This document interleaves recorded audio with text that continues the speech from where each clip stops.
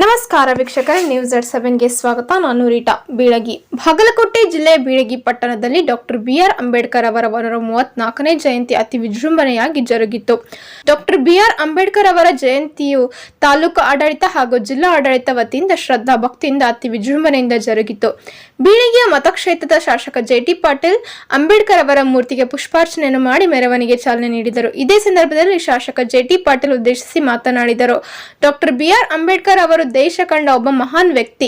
ಸಂವಿಧಾನ ಶಿಲ್ಪಿಯಾದಂತಹ doctor B R Ambedkar ಅವರು ಅತಿ ವಿರಳವಾದ ಕುಟುಂಬದವರು ಎಂದು ಶುಭಾಶಯಗಳು ಹಾರೈಸಿದರು.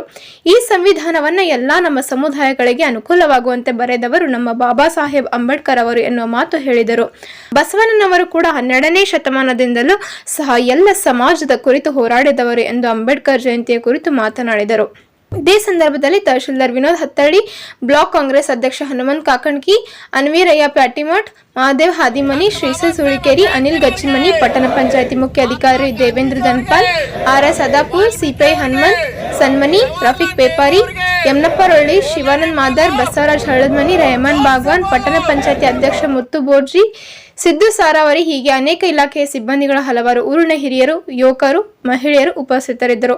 ವರದಿ ಕ್ಯಾಮರಾಮನ್ ಅಜಯ್ ಚಿಗ್ರನ್ ಅವರ ಜೊತೆಗೆ ರಿಯಾಜ್ ಅತ್ತಾರ್, ನ್ಯೂಸ್ ಎಟ್ 7 ಬೀಳಗಿ. ಬೀಳಗಿ ಪಟ್ಟಣದಲ್ಲಿ ದೇಶ ಕಂಡ ಒಬ್ಬ ಮಹಾನ್ ಶ್ರೇಷ್ಠ ನಾಯಕರು, ಸಂವಿಧಾನದ ಶಿಲ್ಪಿಗಳು ಆದಂತ ಡಾಕ್ಟರ್ ಬಾಬಾ ಸಾಹೇಬ್ ಅಂಬೇಡ್ಕರ್ ಅವರ 134ನೇ ಜಯಂತಿ ಉತ್ಸವದಲ್ಲಿ ಪಾಲ್ಗೊಂಡು ಜೊತೆಗೆ ಅಂಬೇಡ್ಕರ್ ಅವರ ಮೂರ್ತಿಗೆ ಹಾರ ಹಾಕಿದ್ದು ಇದು ನನ್ನ ಒಳ್ಳೆಯ ದಿನ ಅಂತ ತಿಳ್ಕೊಂಡು ನಾನು ಭಾವಿಸ್ಕೊಳ್ತಾ ಇದ್ದೀನಿ. ಯಾಕಂದರೆ ಸರಿಸಮಾನವಾದ ಸಮಾಜ ಕಟ್ಟಲಿಕ್ಕೆ ಡಾಕ್ಟರ್ ಅಂಬೇಡ್ಕರ್ ಅವರು ಶ್ರಮ ವಹಿಸಿದರು, ಸಂವಿಧಾನ ಬರೆದರು.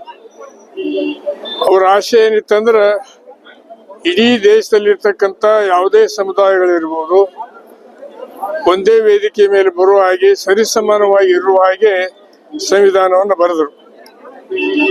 ಅದನ್ನ ಆಚರಣೆಗೆ ತರುವಂತ ಜವಾಬ್ದಾರಿ ನಮ್ಮೆಲ್ಲರ ಮೇಲಿದೆ.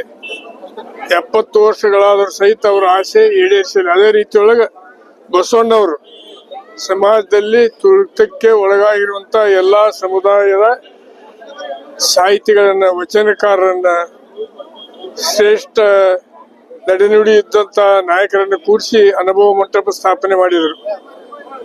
ಅದು ಸಹಿತ ಇವತ್ತು ಈಡೇರಿಲ್ಲ.